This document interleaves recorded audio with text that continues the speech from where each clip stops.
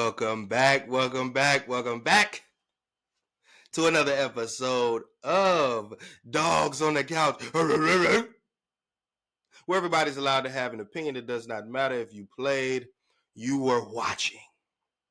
So here you're allowed to have an opinion, okay? All your drunk dads, uncles, whoever it is. Here you're allowed to have an opinion, okay? Please like, share, comment, subscribe. Please subscribe, all right? Helps with the algorithm, helps grow the channel. Please subscribe. All right. The second part that I mentioned that I was going to make, second video that I mentioned I was going to make. We just turned the hat around, that's all. But we got some other things to address. We got some other things to dive into here. We gotta compare. We gotta do like some comparison with team, the way the team looks with two different quarterbacks, two different play callers, blah blah blah blah blah. And the very first thing that I would like to address is the flip floppy Cleveland media, the inaccurate Cleveland media, and some of the narratives that they spin and some of the stuff that they put out there. Some of it I don't even think they remember that they're putting this stuff out there when they do it.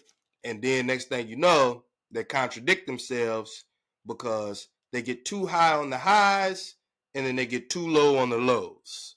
Which, if you're a winner and you have a winning mentality and you're used to winning, that's the first thing you know.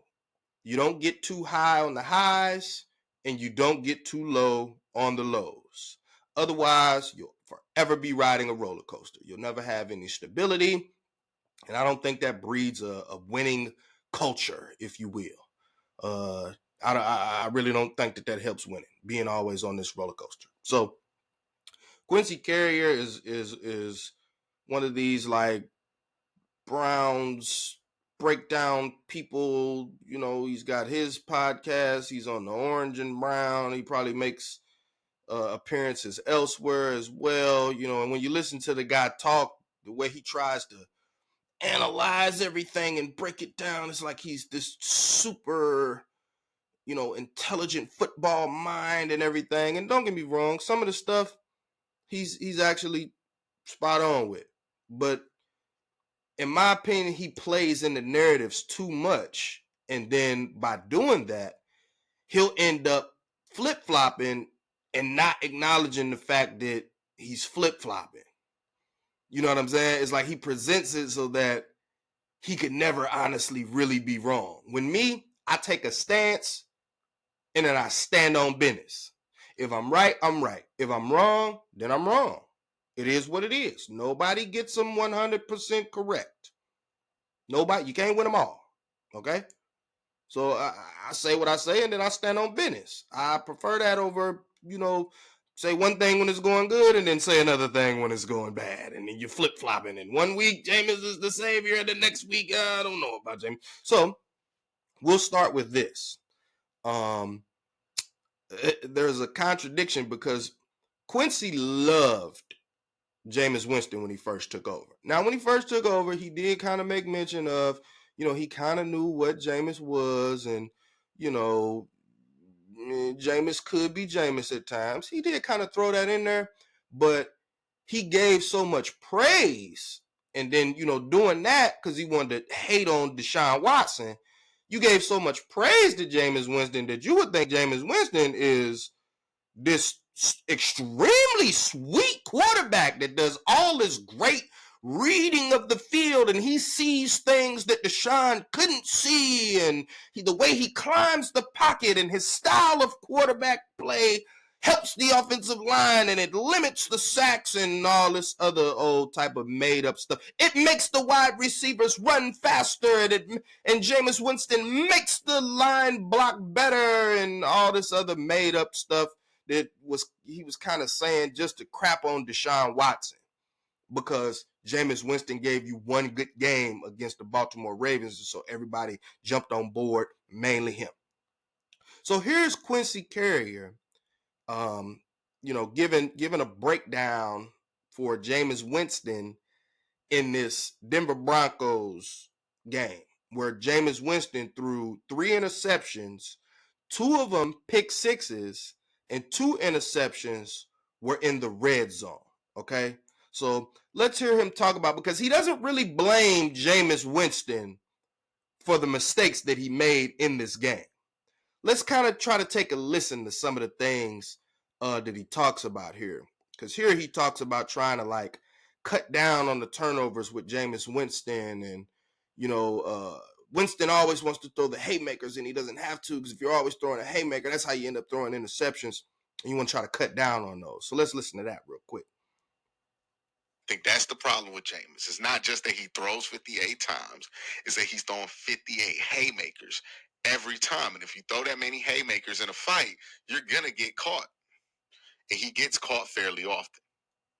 So you need to get him to reduce the amount of haymakers he throws, right?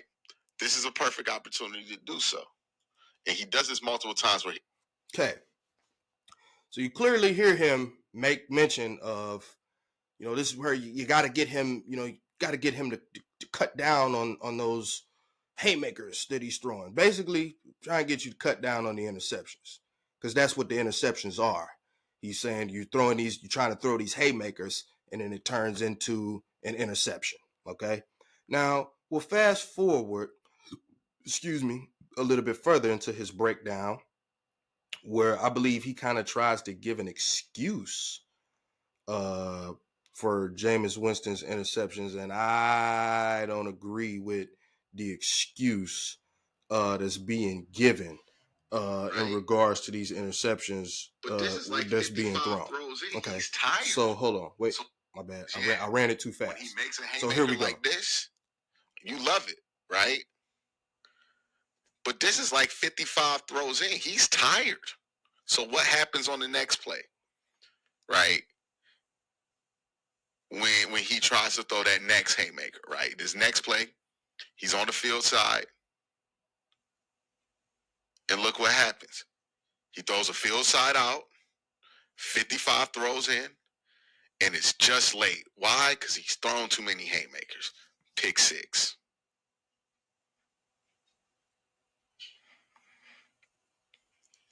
So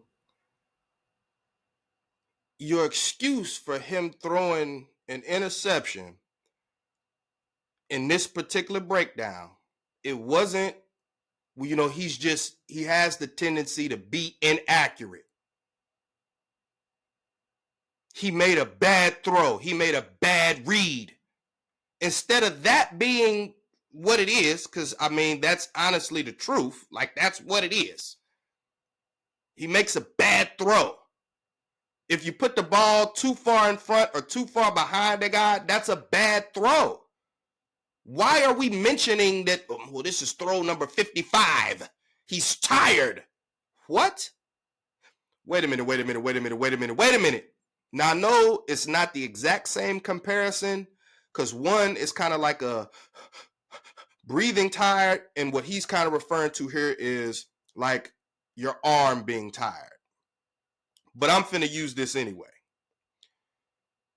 Anthony Richardson got benched for saying he was tired. Tapping his helmet to come out the game. I'm tired. The one position, because this was what was said about Anthony Richardson when he did that. The one position that should never get, you are not allowed to be tired. The one position where you're not allowed to be tired. Now, I believe some of this applies to the offensive line as well, but we're sticking with the one position that we're talking about right now. That you're not allowed to be tired is the quarterback position. Quarterback should not be tired. You should not be tired. Quarterback should not be coming out the game. Your arm should not be tired. And my thing is this. As the quarterback, if your arm is tired, instead of being out there continuously throwing the ball, go tell somebody that your arm tired so we can get somebody in there without a tired arm. I don't need you out here throwing interceptions because your arm's tired. What? I'm not understanding. I don't get that. What do you mean your arm is tired? Listen here, man. My starting quarterback, I don't need a starting quarterback whose arm gets tired because he threw the ball 58 times in a game. That's your job as the quarterback. If you have to throw it 70 times in order for us to win, I need you to throw it 70 times, buddy. And then he makes this he makes this comparison later on, which I'm getting ready to play, to like a pitcher. And this is where he's going to end up contradicting this. So all of this is going to be a contradiction, but he tries to, compare it to a pitcher. Okay, well, if you're going to do that, you do realize that as a quarterback, you're not throwing 100-mile-an-hour fastballs every time you throw. So with pitchers in baseball, every time they throw the ball, it's extremely hard. Like, it's very rare that they're throwing a ball where they're putting touch on the ball. Like, nah. No. There are very few, like, 50, 60-mile-an-hour pitches in Major League Baseball. Even the curveball sometimes be 85. And if you got a guy who really going, man, them sliders and change-ups, them things can be coming at 92, 93 miles per hour. Every pitch. So after they done thrown 100 of them, I can see why their arm might be tired. Because you've been throwing the ball as hard as you possibly can 100-some straight times. So then I can see your arm being tired. But an NFL quarterback is not doing that. They have layer throws. They have lob throws. They have screen passes. It's not just you dropping back and throwing as hard as you can every single pass attempt. That's not the case. So again, to use his arm being tired as the excuse for the interception, did we ever do that with Deshaun Watson? Did we ever do that? Or if Deshaun Watson missed the throw, will we just say, it's bad, it's bad. His arm is a noodle. He's got a noodle arm. He's not what he used to be. That shoulder, he's trash. He sucks. That's what you were saying about him. If he was to miss that exact same throw, you wouldn't come up with an excuse as to why he missed the throw. You would say, you can't have this from your quarterback. You got to be able to put this ball on the guy. So don't try to make an excuse for Jameis saying, well, his arm was tired. If your arm tired, go sit down. I don't need you being out here if your arm's tired. You tired? Go sit down. This is supposed to be the reason why you practice and you become a professional athlete. I don't want to hear your arm's tired. If your arm can get tired, you don't need to be a starting quarterback in the NFL. I'm sorry, buddy. That job ain't for you. If because your arm's tired, you start throwing interceptions because my arm's tired, you don't need to be a starting quarterback in the NFL. So let's move on to where he talks about a pitch count, where I was talking about he makes the correlation or should I say comparison, to like a pitcher, so to speak, and what he believes would help with Jameis and his haymakers, using pitching correlation. Let's hear what he has to say, let's hear what Quincy has to say about that. And he almost damn near lands that. But then he tries to throw his last haymaker. Oh, wow. Every day, you make choices. Well, we would get in there. Oh, sorry about that. Okay. But then he tries to throw his last haymaker, and he ain't got it. Right? The same way you wouldn't let a pitcher get past a certain pitch count, because if they get past a certain pitch count, the arm can get real erratic, and then you give up a home run. That's what happened here with Jameis. Jameis was the pitcher that the coach or the manager let get past the pitch count, and then he gave up 3 home runs in the 8th inning. Pitched a hell of a game before that, but he gave up 3 home runs at the end. And in baseball, we don't really blame that on the pitcher. We blame that on the manager not pulling him. Now, obviously, it's a little different. Yeah, obviously it's different in football, because ideally you can't pull your starting quarterback and put the backup in because the starter's arm is tired. So why on earth would you be making that? Why would you be making that? Why would you be making that comparison? Like I don't understand why you would be saying that. Like I don't for the life of me, I don't understand that. I don't get what you're saying there. Like I don't know what you mean. Because essentially what he's saying is, well, if you put him on a pitch count, that'll alleviate, that'll help with the interceptions that he's throwing if you put him on a pitch count. Like that's essentially what he's saying. I want to play a little bit more of it because it's outrageous. And he goes so far with this pitch count thing. He says, well, no matter who you look at, quarterback Sam Darnold, and then he says a name that it blew my mind. He says, even if you're looking at Aaron Rodgers, listen here, man, why would you mention Aaron Rodgers' name? Because this guy Quincy, anytime he said anything about Deshaun Watson, well, look here, no matter what, we can all agree that we can't go back to Deshaun Watson. He's hot dog water. We can't go back to that. Oh my God, it's the worst thing ever. We cannot go back to that. So even if we can't figure anything else out at quarterback and we can't get another quarterback, we'd rather just not have a quarterback than to put Deshaun Watson out there. We'll just line up 10 guys without a quarterback over putting Deshaun Watson back out there. But you bring up Aaron Rodgers? Hey, check this out, bro. If it's anybody that has played as poorly, especially if we're talking about results, if it's anybody that has played as poorly as Deshaun Watson this year, it's Aaron Rodgers, my guy. And Aaron Rodgers is older, and he's coming off of an Achilles injury. The same way that you said, well, Deshaun Watson, he's got hot dog water, and he's coming off an Achilles now. He's done. But you would bring up Aaron Rodgers, a guy that they organization fired everybody. Fired the head coach, fired, then promoted the offensive coordinator that he wanted, did everything, went and got the wide receivers that he wanted. They did everything to please him. We didn't do that here in Cleveland. When Deshaun Watson wanted DeAndre Hopkins, we did not go get him.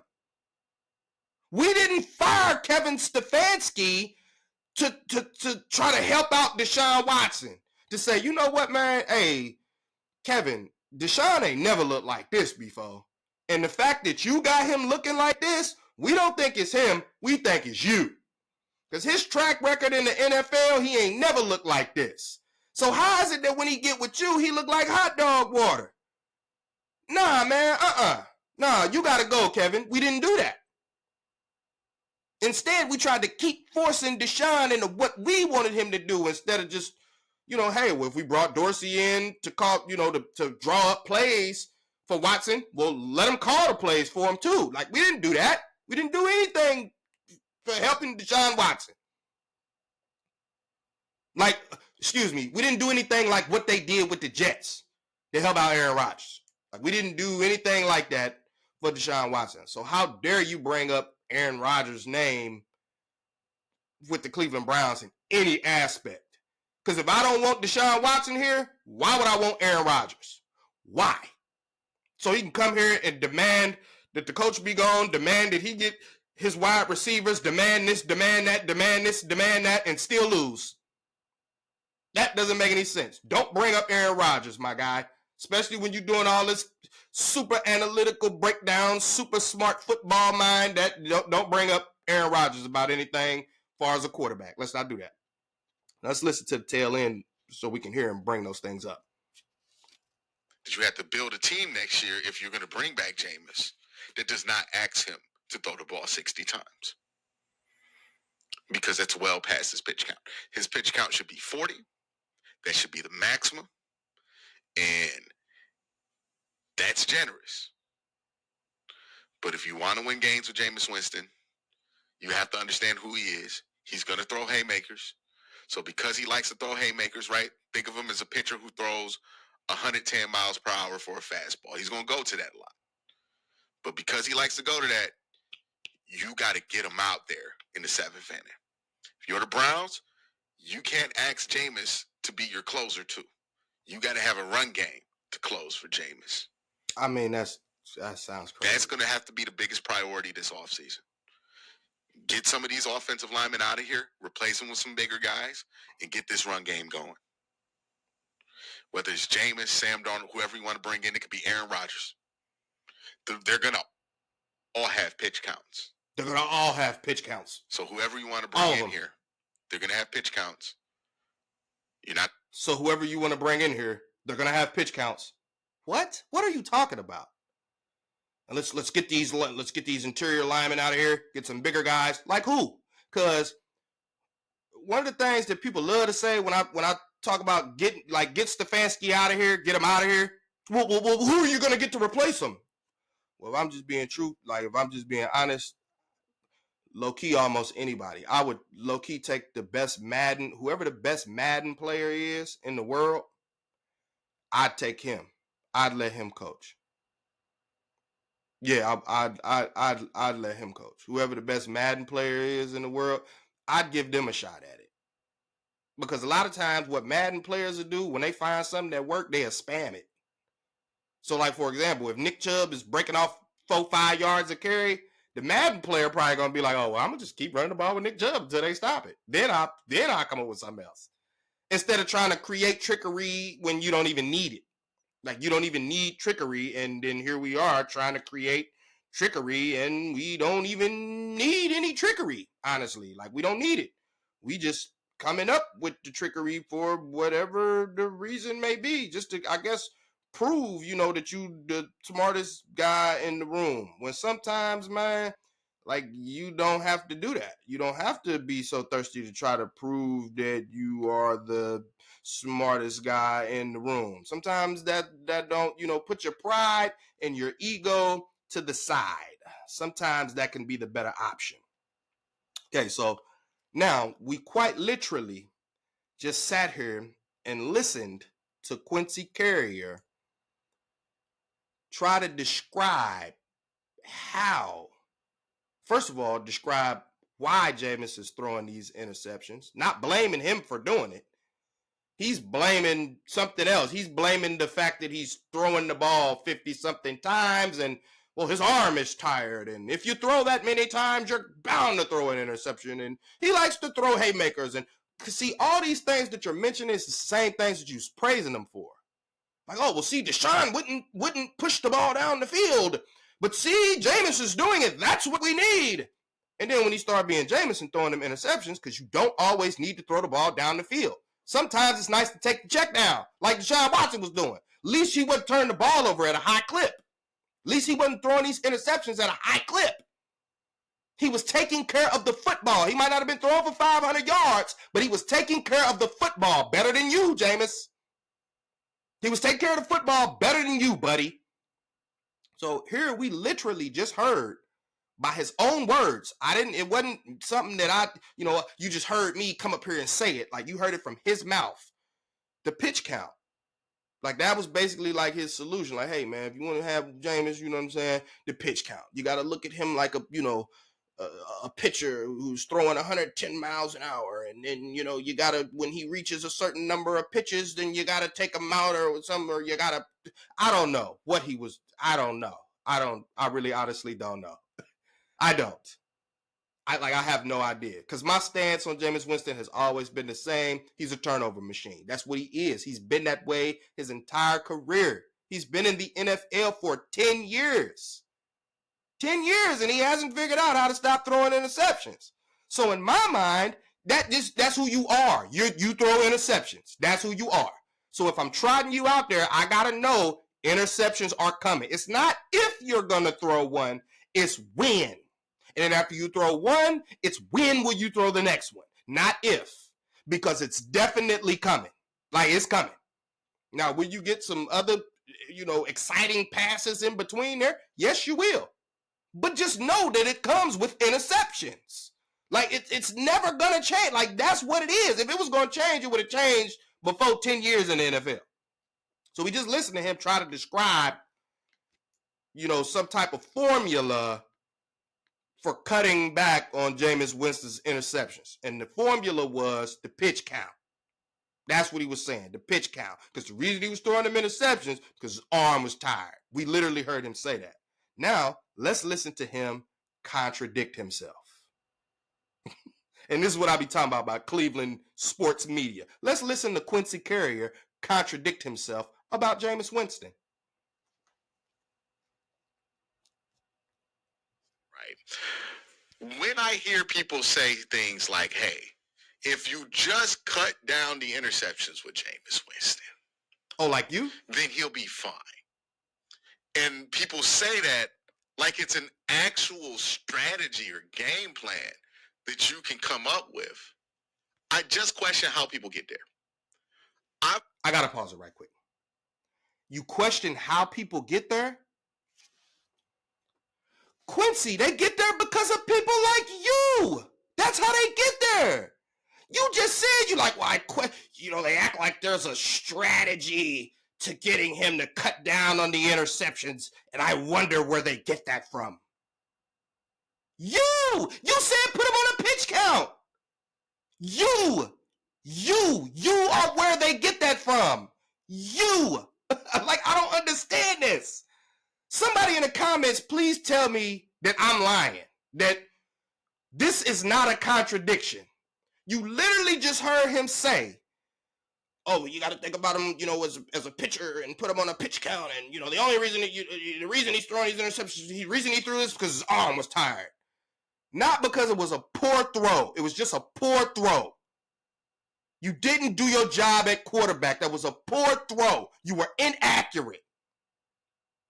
Instead of just saying that, why does he throw this? Because his arm's tired. This is throw number 55. And his arm's tired. You know how many quarterbacks throughout the history of the NFL on throw 55 have completed their pass and not threw an interception? On throw 55? I'm pretty sure there's quite a few of them, man. And again, like I say, if your arm is tired or whatever, you don't need to be no starting quarterback in the NFL, buddy. Because I need a starting quarterback that no matter how many times I'm calling for you to throw it, that you're able and capable of dropping back and throwing the ball. That's who I need as my starting NFL quarterback. Not a guy who's going to talk about their arm is tired and that's why they're throwing interceptions. Okay? So we quite literally just heard the pure 100% contradiction where he makes it seem like people who would say, well, if you just cut down on the interceptions, like they're crazy. Well, dude, that would be you. You're the one who tried to come up with this strategy to cut down on Jameis Winston's interceptions. Like, you can't make this stuff up. You can't make it up. Matter of fact, let me play it one more time, man. Just because I'm one of those type of people, man. I don't let stuff go. I don't. Let me play this again because this is crazy. Like, I just heard you talking. I just heard you explaining how the interceptions wasn't his fault and how to cut down on them. And then you say this. Say things like, hey, if you just cut down the interceptions with Jameis Winston, then he'll be fine. And people say that like it's an actual strategy or game plan that you can come up with. I just question how people get there. I've watched a lot of Jameis Winston film. I've watched the film of him in Tampa Bay. I've watched the film of him in New Orleans. I've watched the film of him in Cleveland. When you watch Jameis Winston, is there some of it that's like the interceptions, the bad throws that are because he's making a... Oh, and right there is where he gets into, I've talked about this before, where he says that, well, it's not necessarily him making a bad decision. What he used to say was, it's not him making a bad decision. He just confuses his arm talent. He sees the good decision, but his arm just can't make the throw, and he doesn't know that. And when he was saying that, I was like, well, in my opinion, that's even worse because you've been in the league 10 years and you don't know what throws you can and cannot make. Like, if you've been in the league 10 years, you should be able to know when you see a window opening, either I can or I cannot make that throw. If you haven't self-assessed and you're not self-aware like that, I can't have you as my starting quarterback, man. It is what it is. I'm sorry, I can't do that. Let's get to a little bit.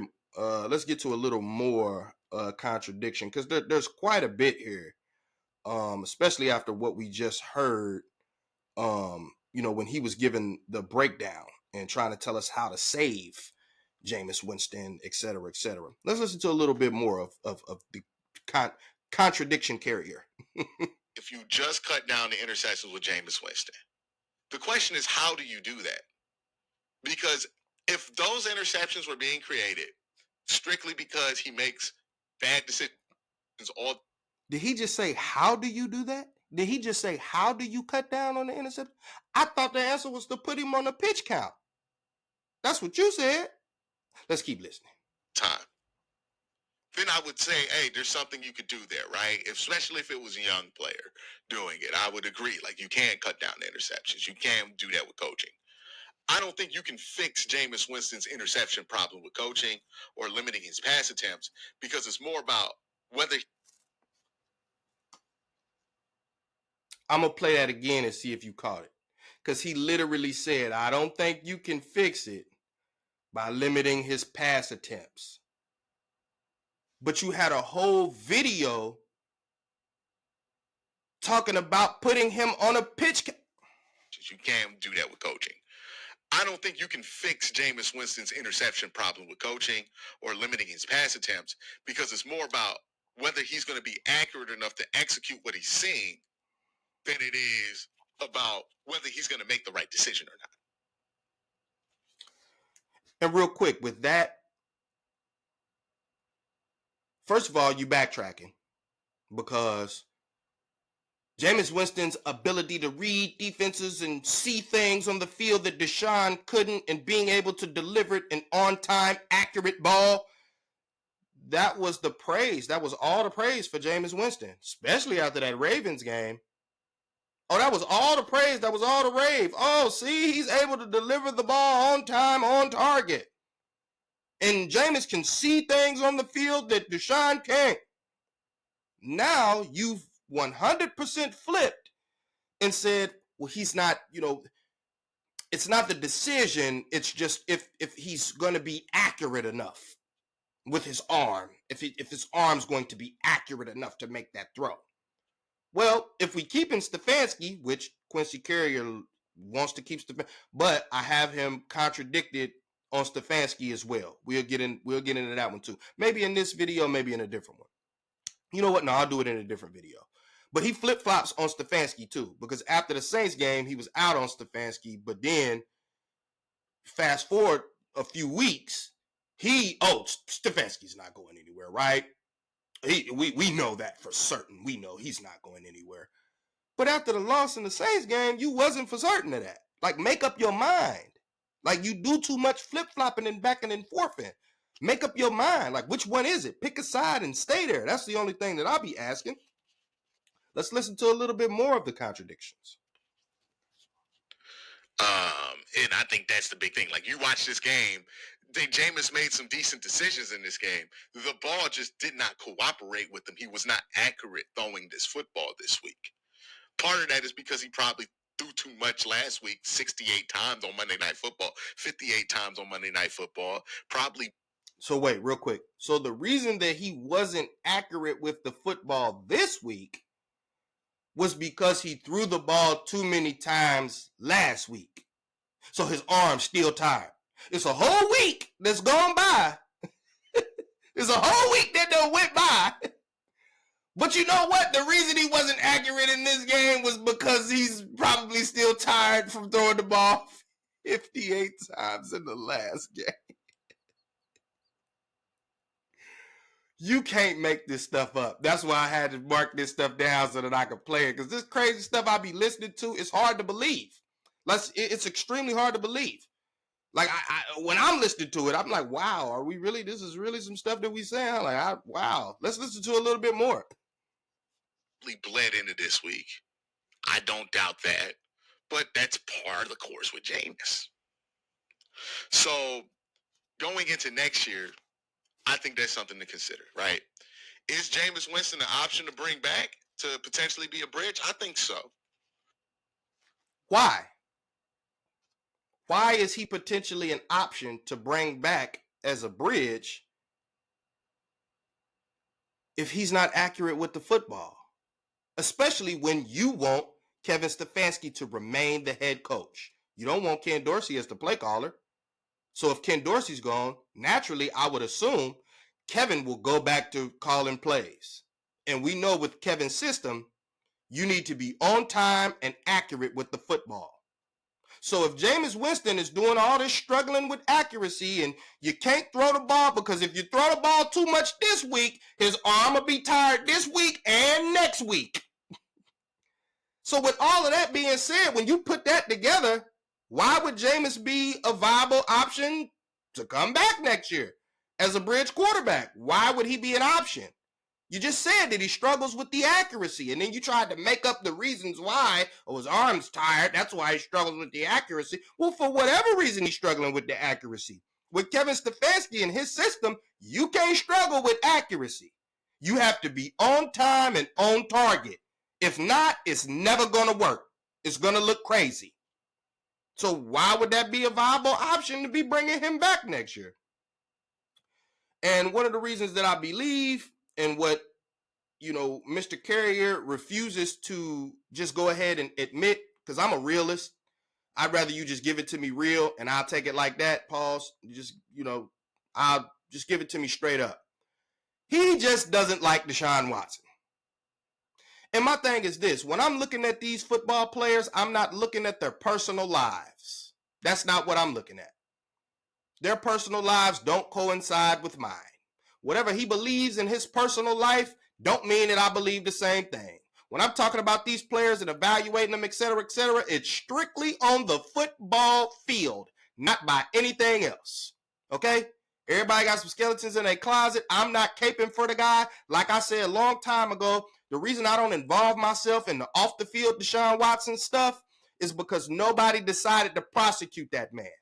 So I can't hold that man feet to the fire when the people who had the problem with him did not hold his feet to the fire. They did not make that, they did not convict, they did not prosecute that man. So if they didn't prosecute him, why am I? He didn't even do it to me. So why am I prosecuting him for? I'm expecting the people that he did this to prosecute him. I'm expecting them to stick together and be like, hey, we can't let him do this to anybody else. He needs to be behind bars. Instead, they took the money. So in my opinion, everybody walked away happy. He got off and didn't do no jail time. They got money. Everybody walked away happy. In my opinion, because if you wasn't happy with that, then why did you take the money? Why didn't you prosecute him? So let me stay out of that. I don't want to get into that. I'm not here for the politics. I'm here for sports. I'm not here for the politics, man. I'm here for sports. That's it. I'm here for the game, for the sports. So I don't have no, that's not my thing. But if that is your thing, just say that. Just say, I don't like Deshaun Watson as a person, so I don't want him here. Personality means more to me than anything, and I don't like him as a person, so I don't want him here. And in here, in this next segment is where I wrote down where I believe he actually spews, just, you can kind of hear in a backhanded way, he just doesn't like Deshaun Watson. But you don't have to also take a hard stance again. Basically, if you're a Browns fan and you're wondering about quarterback, the only hardline stance the fan base should really have about quarterback, in my opinion, is Deshaun Watson can't play next year as the starter. As long as Deshaun Watson's not the starter next year, I feel like they'll be in a fine enough place at quarterback to not be as disastrous as they were this year, especially at the beginning of the season. So that's kind of where I sit with this whole. So again, as long as Deshaun Watson is not your starter, that's the only thing that we should know. As long as he's not the starter, I don't think you'll look, as bad as you did in the beginning of the season. Well, let's take a look at this right quick. With Deshaun Watson in 7 games, with Stefanski calling plays. Okay? In 7 games, Deshaun Watson was 1-6 in those 7 games. 1-6. With Stefanski calling the plays. Okay? Now, and also we had a banged up offensive line. Nick Chubb wasn't back. Dustin Hopkins missing field goals. Amari Cooper leading the league in drops. Let's put all that in the bag too, with that 1-6 with Deshaun Watson. We changed quarterbacks. We changed play callers as well. The exact same time, we changed them both. At first, it's this big victory lap when you beat the Baltimore Ravens. Big victory lap. Woohoo! See, all we had to do was change the quarterback. And then about a month or so later, and 9-10 interceptions later, your record with Jameis Winston as the starter is 2-4. So Deshaun Watson, 1-6. Jameis Winston, 2-4. With a heck of a chance to go 2-5. Because the next game is against the Kansas City Chiefs. And they've just found ways to win every game this year. Now, it could be a trap game because the Chiefs might leave. Half the team might not even make it. They're like, what, the Browns? And I think the game is here. So they probably like the Browns, Cleveland. I ain't traveling to Cleveland. What's our record? Well, we lost 1 game. Oh, yeah, let the Browns have that one. I'm not even going to Cleveland. I'm not going. Y'all go ahead. Patrick, you going? Shoot, I guess. I'm going to hang back here, though. I'm not even going to Cleveland. So that, you always got that dark horse chance of winning where a team just overlooks you. But you got a great chance of going 2-5. Dare I say 2-6, 2-7, because you do have a few more games left this year. You got a few more games left this season. And right now you're 2-4. So what Mr. Carrier just tried to make it seem like is no matter who you have at quarterback, as long as it's not Deshaun Watson, you'll be okay. It won't look like, it did in the beginning of the season with Deshaun Watson. It won't look like that. Well, surprise, my man. As far as the win-loss record is concerned, it looks very similar. You've only won 1 more game than you did when you had Deshaun Watson. And not only that, but Jameis Winston has had a much more healthier offensive line. He's had Nick Chubb the entire time, and he's had Ken Dorsey calling the plays. So Jameis has actually had advantages that Deshaun Watson did not have. And he still only won 1 more game. That's it. So this idea of, well, just as long as it's not Deshaun Watson, you won't look like that. Well, yeah, instead, you'll just throw for a lot of yards and still lose. And like I've said, I don't know how many times, I'm not a fan of that. Like, in my opinion, there's no such thing as looking good while losing. Losing doesn't look good to me. I don't care. You could throw for 1,000 yards in 1 game. Break all the NFL records. You could do all of that. If you lose, I don't care. Like, if you ask anybody who has a winning mentality, a winner, a real winner, guy could drop 50 points on somebody in the NBA, and then when they lose the game, then in the press conference afterwards, especially if it's like in the playoffs or something like that. You know what I'm saying? A closeout game in the playoffs, you drop 50, but y'all lose. And then when they ask them after the game, yeah, man, you had 50 points, you broke a record, and whoop, whoop, whoop, how does that feel? The winners be like, I don't care about that record. We lost. So what good did it do for me breaking that record? It'd be great if I broke the record in a win, but we lost. This is a team sport. sport. This is not an individual. This is not tennis. This ain't golf. So your individual accomplishments, that don't have nothing to do with the team. Football is a team sport. So your individual accomplishment, your individual breaking records and all of that, if it's not topped off with a win, I don't care. I don't care how many yards you throw for. If we didn't end up winning, what's the difference? Like, I don't understand. What's the difference? I'll give you an example. Let's just take this past game with the Browns, with the Browns and the Pittsburgh Steelers. Let's just look at that right quick for a second. And let's look at the stats in that game, okay? Because what Cleveland loves to glorify is throwing for a whole bunch of yards. That's what they love to glorify. Oh, yeah, as long as the offense is moving up and down and throwing a lot of yards, woohoo, this is fun to watch, even though you're still losing. Pittsburgh Steelers, Russell Wilson in this past game, 15 for 26, 158 yards. He didn't even crack 200. Barely cracked 150. 15 for 26, 158 yards, 2 touchdowns, no picks. Russell Wilson didn't do anything spectacular. He wasn't out there lighting it up. He wasn't out there throwing the ball all over the yard. But you know what he did do? He orchestrated a win. That's what he did. He orchestrated a win. That's what he did. So I guarantee you, just like I was talking about Bo Nix in the past previous episodes, and I was talking about how Denver ain't complaining about Bo Nix. When Bo Nix didn't have a great game against us, he only had 1 touchdown through 2 picks. His completion percentage was terrible, but he won. So as long as Bo Nix keep winning, Denver not finna complain about how many yards he's throwing for or any of that, because the goal is to win.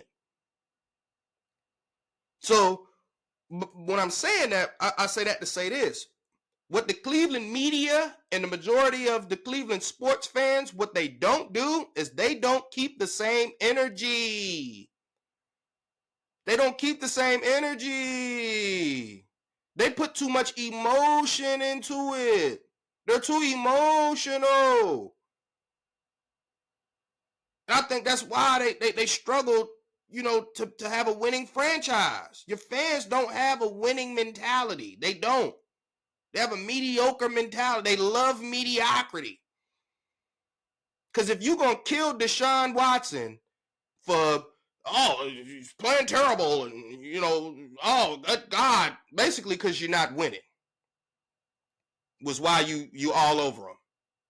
Because if he was winning, you wouldn't say anything about him or his allegations if he was winning. And I agree, like, hey, man, if you're not doing good or your team is losing, yeah, you finna have to take credit. You finna have to take credit for that. And as a quarterback, you have to take a lot of credit for it, too.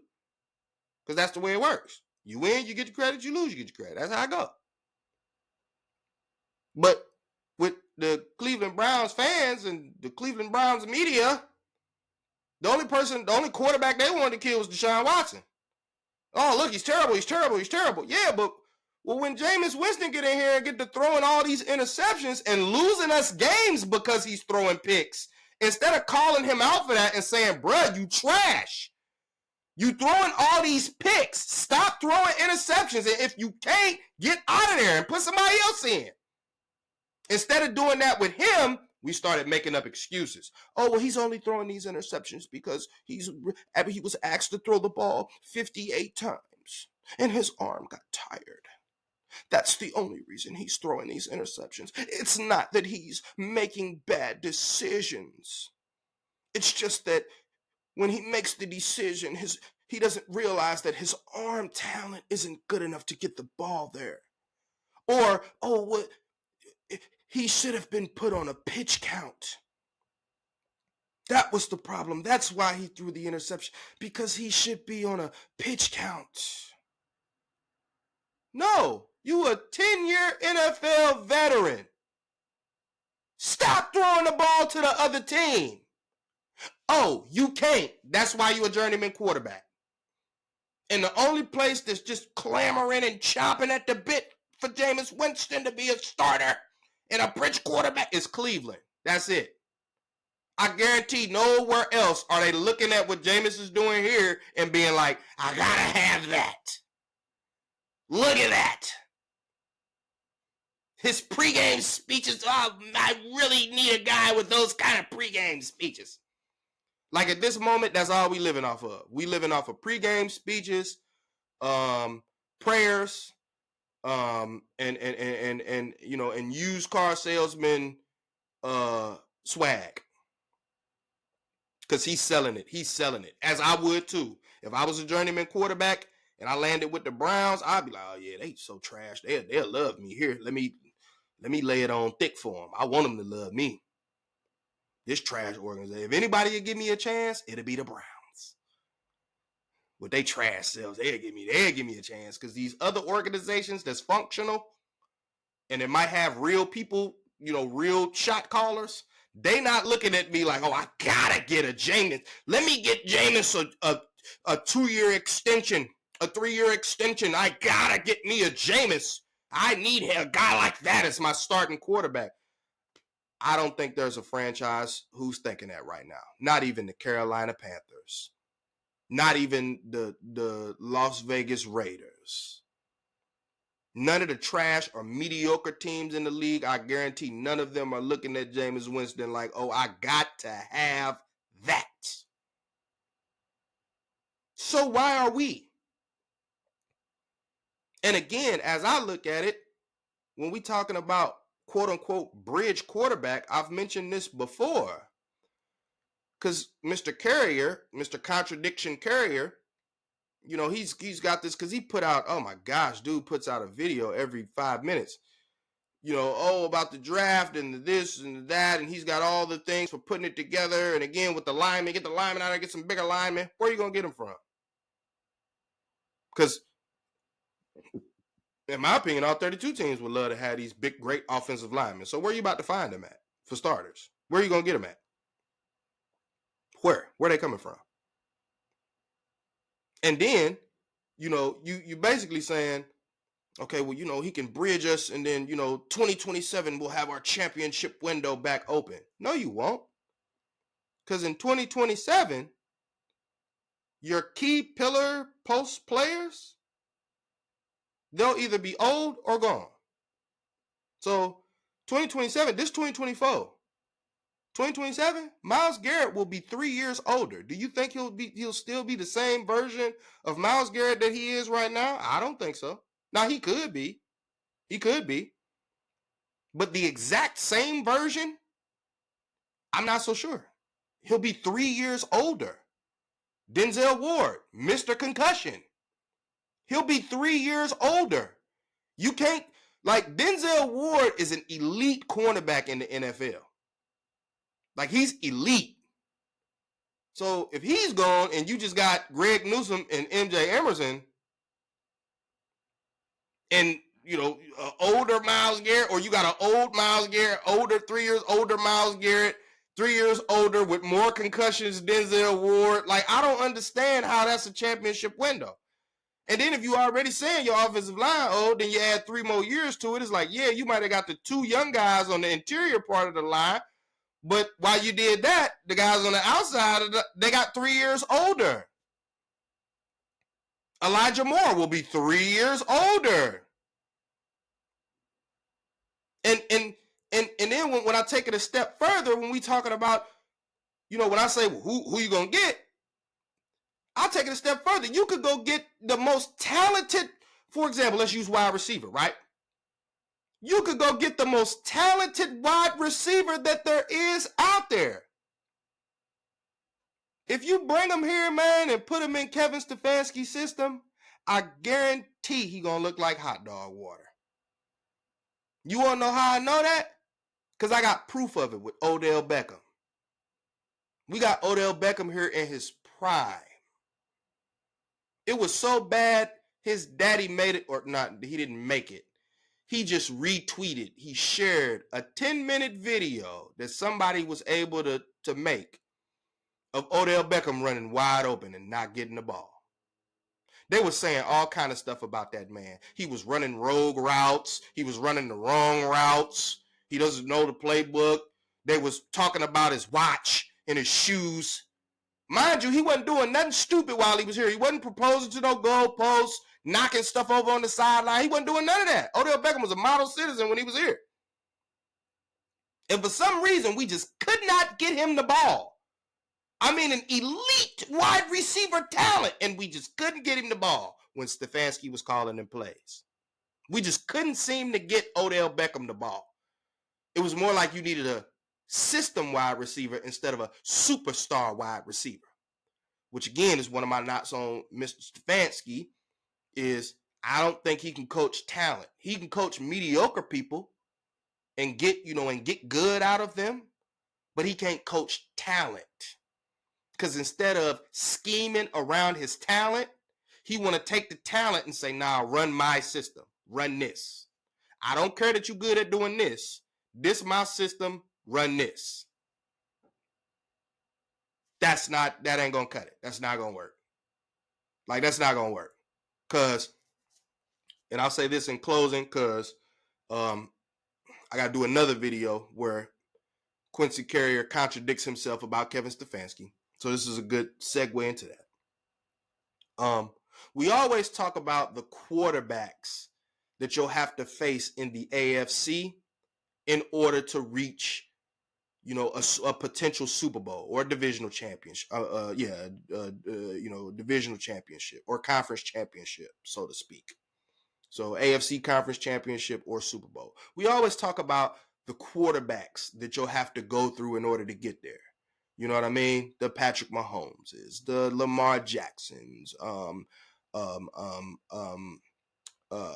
Justin Herbert, just plethora, Joe Burrow, plethora of amazing quarterbacks in the AFC. So we always talk about that, and that's why you want to have a certain quarterback so that way you can be able to go toe to toe with the quarterbacks, and be able to have a chance to win these games. You know what else you need to think about too? A lot of those quarterbacks have extremely good head coaches. Not just a good one, extremely good. A couple of them have great. One of them has an all-time head coach with Andy Reid in the Kansas City Chiefs. But you got them. You got Andy Reid over there in Kansas City. You got a Harbaugh that's in Baltimore. You got another Harbaugh that took over with the Chargers. So for me, it ain't just the quarterbacks. You're going to have a head coach that you could trust going toe-to-toe with proven head coaches. Head coaches that have either won or at least gone to Super Bowls. Even Zach Taylor with the Cincinnati Bengals has head coached his way to a Super Bowl.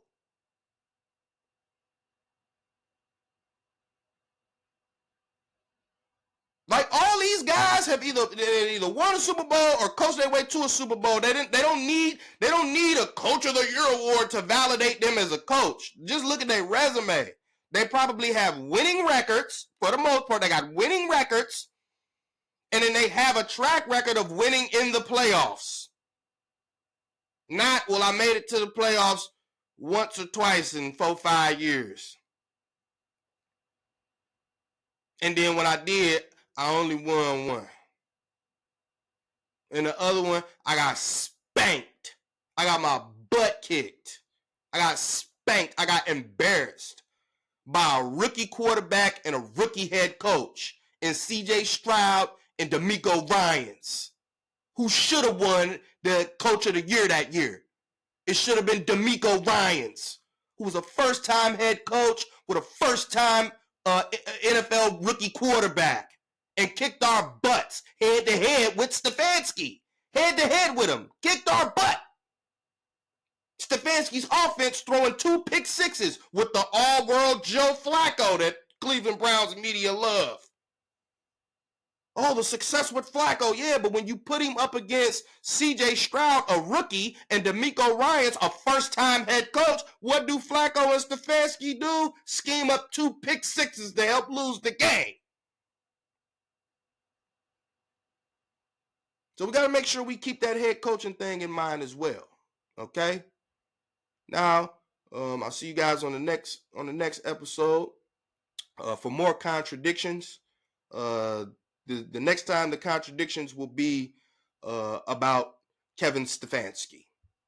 Dogs on the couch, signing off.